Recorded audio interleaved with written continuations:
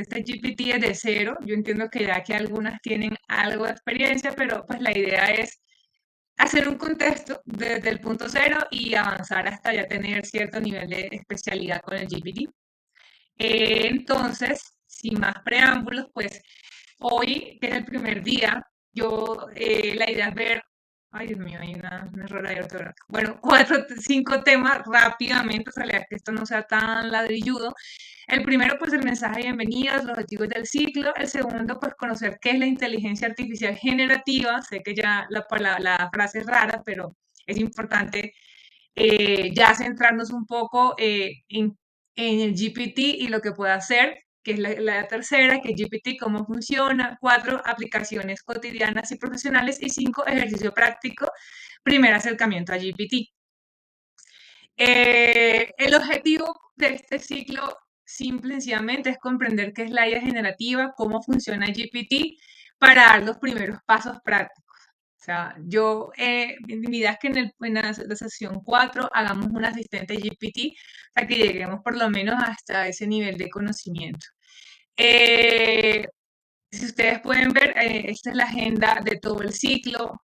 Hoy vamos a ver la 1, la 2, fundamento de los prompts. No se sientan intimidadas si ya no saben qué es. Eso se va a revisar la próxima clase. Vamos a hacer unas aplicaciones prácticas y un taller de aplicación reales con GPT. Aquí es donde vamos a ver lo del asistente. En este ciclo del 16 de septiembre vamos a revisar también un poco los dilemas éticos. Yo no quise ponerlo en título porque la gente quizás se aburre nada más viendo el título, pero sí es importante también abordarlo desde esa perspectiva. Entonces, entrando en materia, pues, ¿qué es la inteligencia artificial? Yo quise, oye, si alguien me quiere interrumpir, hágalo sin ningún inconveniente, no esperen a que yo les dé la palabra, porque de hecho voy a dejar mi micrófono abierto, entonces, y no voy a ver quién me está pidiendo la palabra. Entonces, quien quiera hablar, adelante. Pues entonces, ¿qué es la inteligencia artificial generativa? Esta línea de tiempo es para tener algo de contexto y saber de dónde viene el GPT. No sé si la inteligencia artificial, no sé si ustedes alguna vez escucharon de Alan Turing y pues si algunos, como a mí, nos gusta ver videos y leer historias sobre las guerras mundiales, pues este señor fue muy decisivo en la Segunda Guerra Mundial. Él descifraba los códigos de los nazis y ayudó en gran medida a que Inglaterra pudiera ganarles en temas tecnológicos a los nazis en la Segunda Guerra Mundial. Así que es una persona con bastante historia y que incidió de manera significativa. Alan Turing era un matemático, si no estoy mal, bueno, sí se los dejo para investigación. Y él, digamos que hizo una publicación, yo la puse en español, esto es más conocido en inglés, Computing Machinery and Intelligence, que es máquinas de computación e inteligencia. Y él fue el que planteó si las máquinas podían pensar.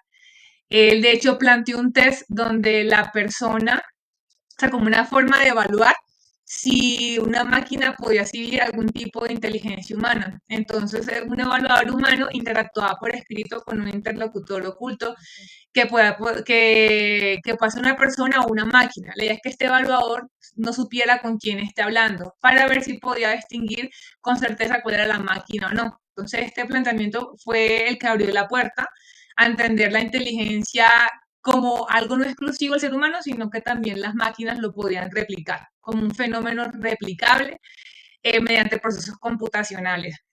Entonces, ese es como el pilar de la filosofía de la inteligencia artificial, es Alan Turing. A mí me parece importante traerlo a colación porque no sé si ustedes saben, él era gay y en esa época, pues, las presiones hacia estas personas eran insostenibles y él lo obligaron a suicidarse, si no estoy mal, por su condición sexual, a pesar de que fue súper decisivo para ganar la Segunda Guerra Mundial. Entonces, de una vez ahí se les reivindica al hombre.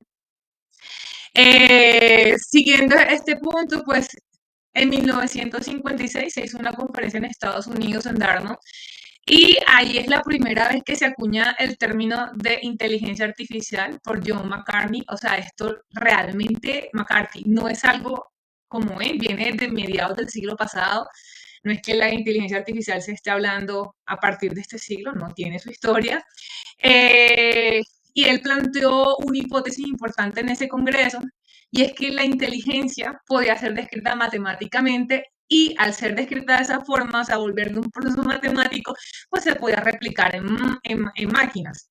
Eran bastante optimistas, pero realmente con la información, con los niveles tecnológicos, sobre todo en los desarrollos de computadores, de esa época eran obviamente más rústicos, pues no, en ese momento pues no se logró los avances, obviamente, que se dieron en las siguientes décadas.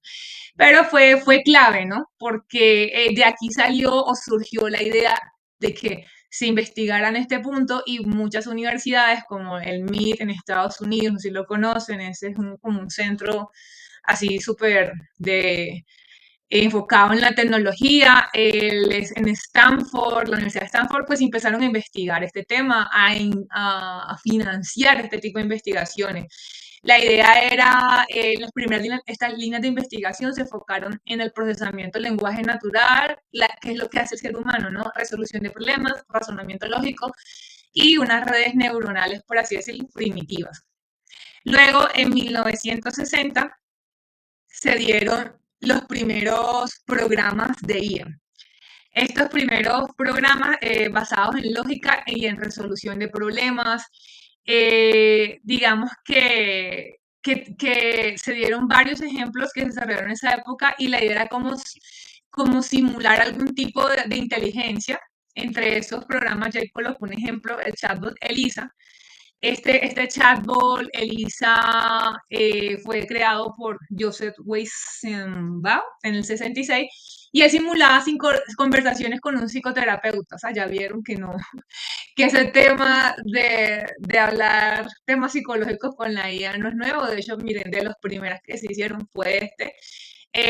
También con estos primeros avances lo que se logró fue que las máquinas podían procesar el lenguaje y realizar tareas aparentemente inteligentes.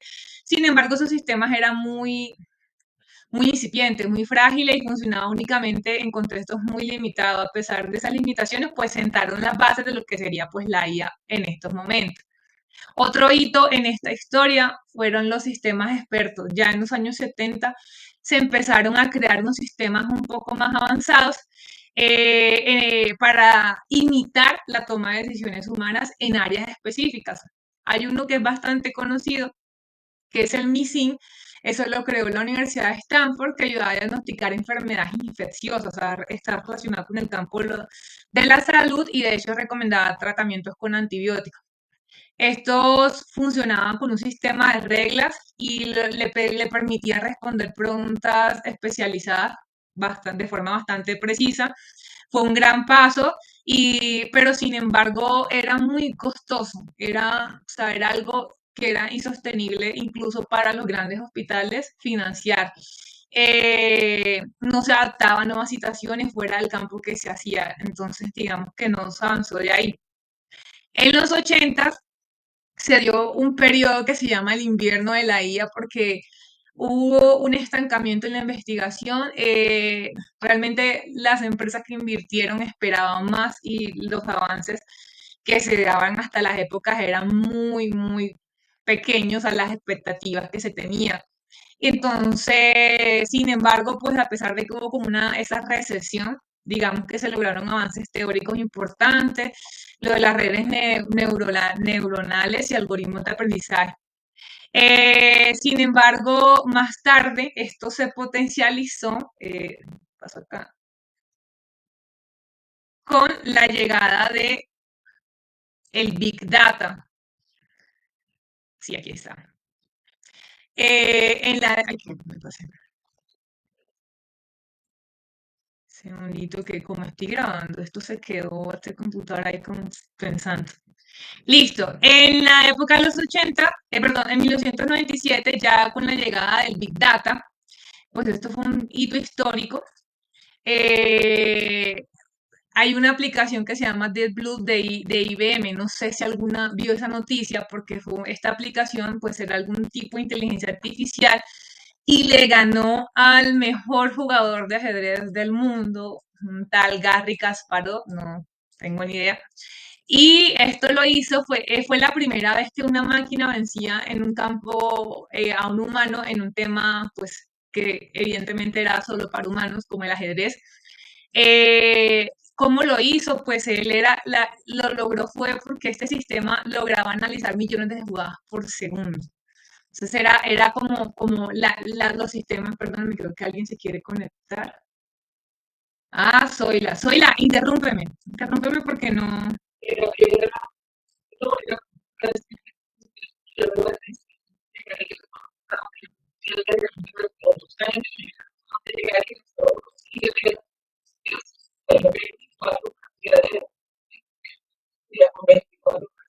Y la ganó.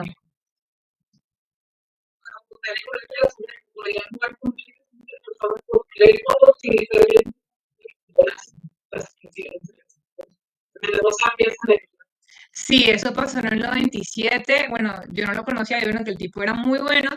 De hecho, pues este Deep Blue per se no era como inteligente en un sentido humano, pero como les digo, su fortaleza era que analizaba millones de jugadas por segundo y así le ganó. Esto fue como un hito. Ya en la época del 2000 viene como lo que es el Machine Learning y la Big Data. El Machine Learning es el aprendizaje automático.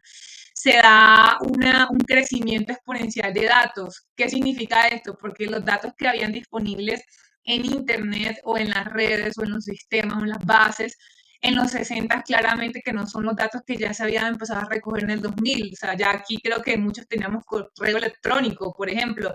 Entonces ya la gente se empieza el Internet a llenar, o los sistemas a llenar de información. Entonces, este aprendizaje automático, a diferencia de lo que hacían los sistemas expertos como el que les conté de salud, dependían de reglas programadas. El este sistema de salud dependía de reglas programadas, es decir, como les decía, era como para una cosa muy específica y eran reglas per se, no era como que era una inteligencia o una capacidad de análisis.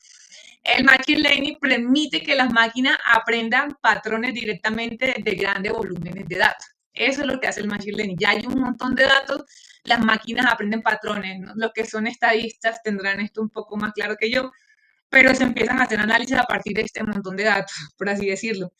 Eh, Aparte, pues en esta época, los 2000, el sistema, por si el hardware, los computadores y los procesadores, la base de datos, pues ya se potencializan, son otros niveles y van más avances, lo cual permite que la IA se desarrolle de forma mucho mejor que lo que ya venía en la década, en el siglo pasado. Por ejemplo, esto impulsó aplicaciones de motores de búsqueda como Google, sistemas de recomendación, o sea, ya empezaste a dar como algún tipo de recomendación sobre lo que tú estabas buscando, servía para detectar fraudes. Mm. Y la IA comenzó, digamos, a salir de los laboratorios porque estos sistemas expertos eran un nicho y pasó un poco a lo cotidiano. Ese es como el boom de los años 2000. En el 2010 hay un auge de las redes neuronales profundas. O sea, ¿esto qué implica? Eso se llama Deep Learning, impulsado por el aumento del poder de la CPU y la GPU, como ya les venía diciendo, y el acceso a grandes conjuntos de datos.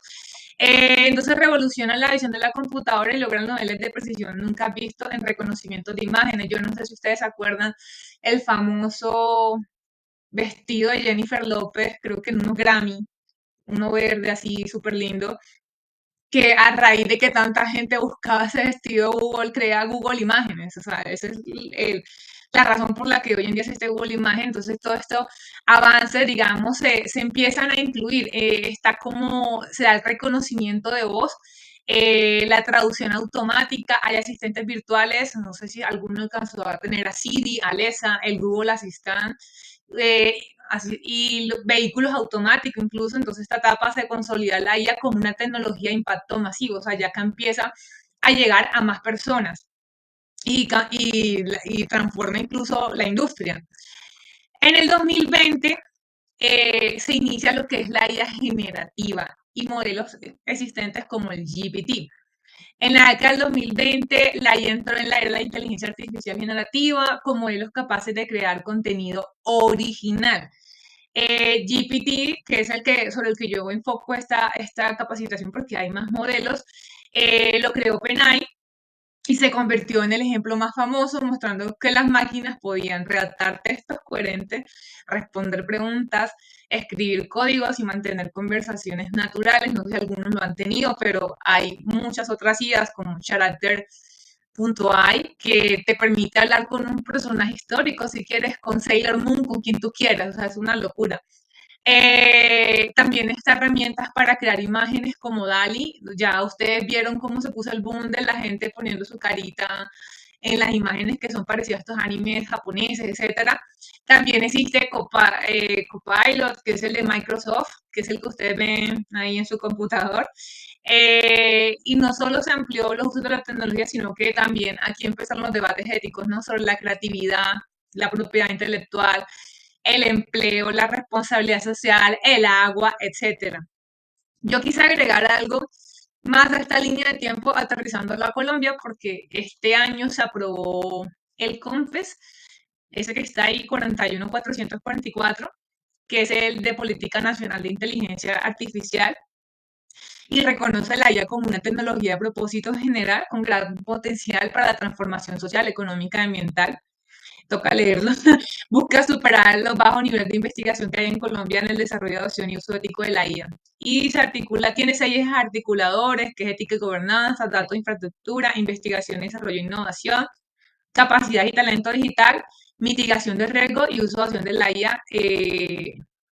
Digamos que esta política también prevé que entidades públicas y privadas hasta el 2030 hagan una inversión de 427.273 millones. Entonces, la idea es generar capacidad de investigación.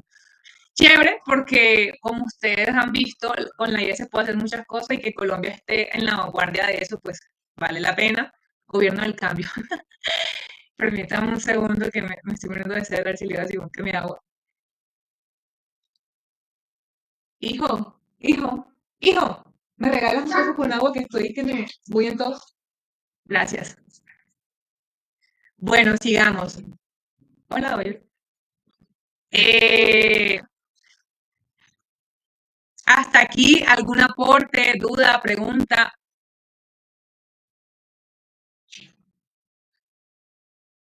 Bueno, sí, aquí estamos. Les quería, entonces, siguiendo, explicarle qué es la inteligencia artificial generativa. Pero antes de definirle la inteligencia artificial generativa, pues le quería hacer una definición muy sencilla de lo que es la inteligencia artificial.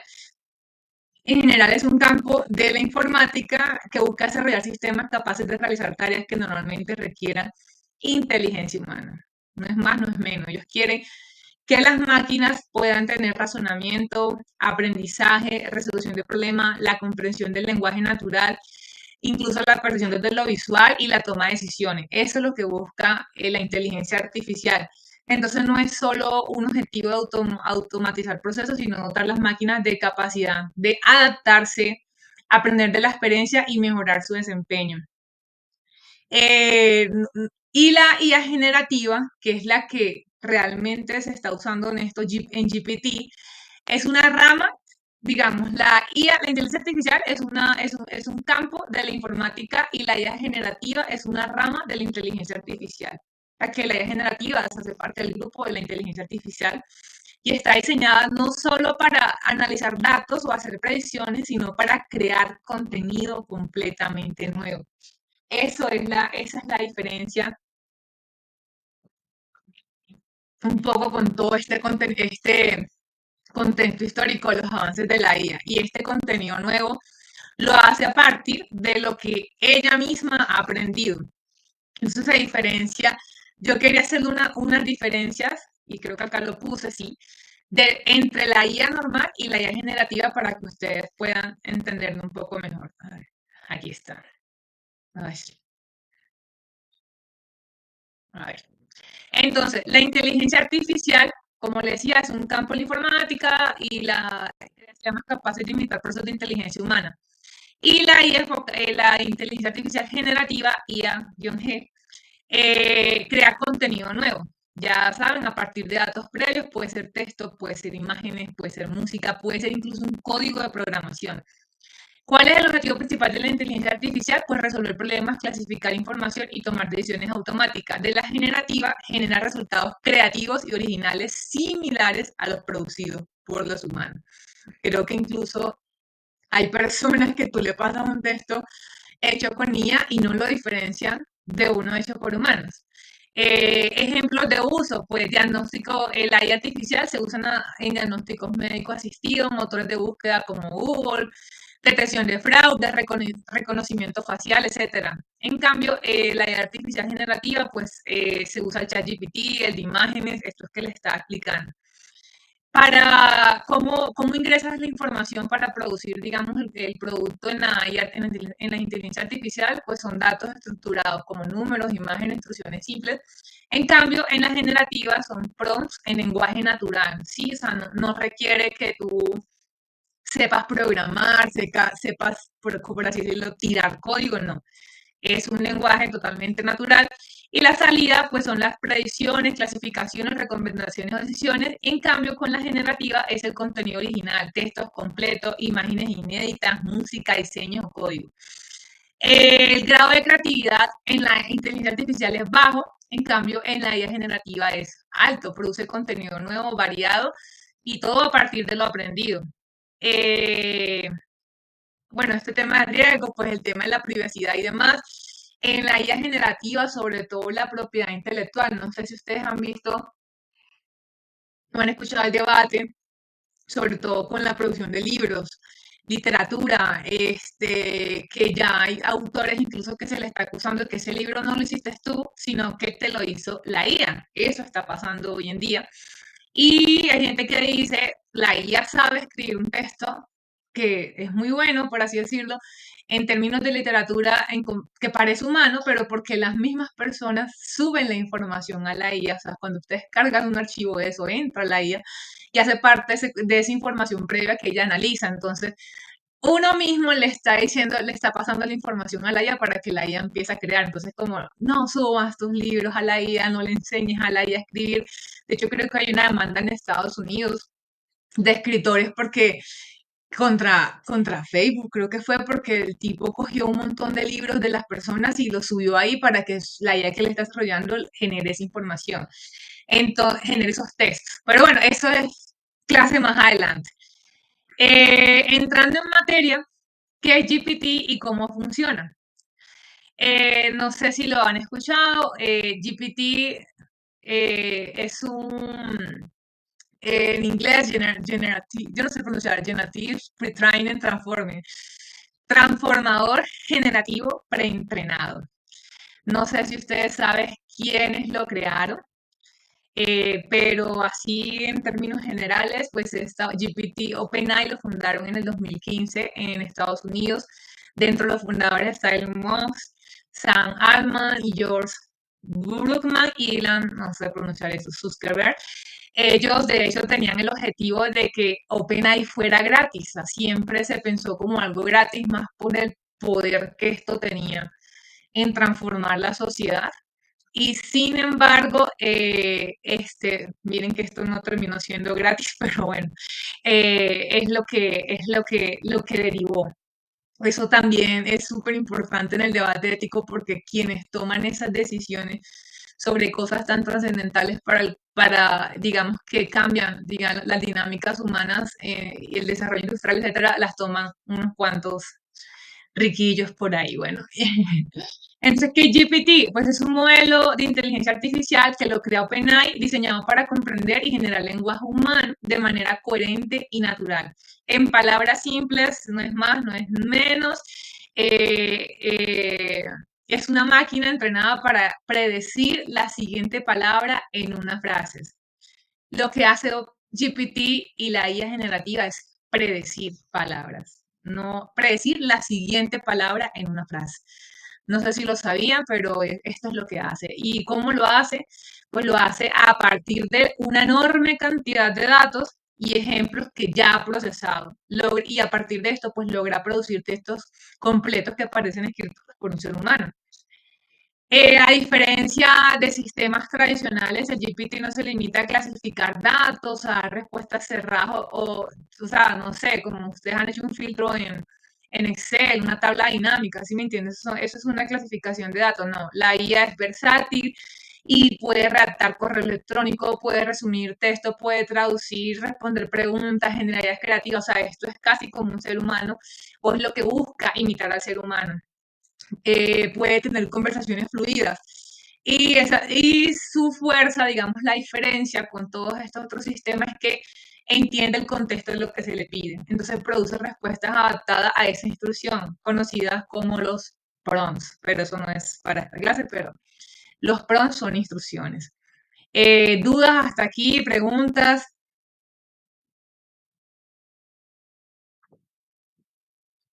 Listo, pues avancemos entonces. ¿Cómo funciona GPT? Hay una versión difícil y una versión fácil. Voy a decirles la difícil, de pronto no me entiendan nada y luego les explico un poquito la fácil y con eso tratamos de entender. Supuestamente esto se basa en una arquitectura llamada Transformers. Eso que permite analizar el lenguaje de forma contextual, es decir, entendiendo cómo se relacionan las palabras dentro de una oración en un párrafo. O sea, él entiende las palabras que tú estás poniendo en el párrafo o el párrafo que tú estás, digamos, escribiendo. El modelo pasa por dos etapas principales. La primera es un preentrenamiento en el que lee millones de textos en Internet, libros y documentos, con lo que aprende la estructura del lenguaje y adquiere un conocimiento general. Esa es la primera, preentrenamiento. Y luego la segunda, que es un ajuste fino o fine tuning, en el que se entrena con ejemplos más específicos para mejorar su capacidad de responder de manera más útil, segura y coherente, porque si no, él te respondería de una forma general. Entonces, primero preentrena y luego ajuste fino, o sea, te lo baja y te lo aterriza a lo que tú le estás preguntando o al contexto. Entonces, cuando alguien interactúa con el GPT, cuando alguien le escribe, lo que hace el modelo es calcular la probabilidad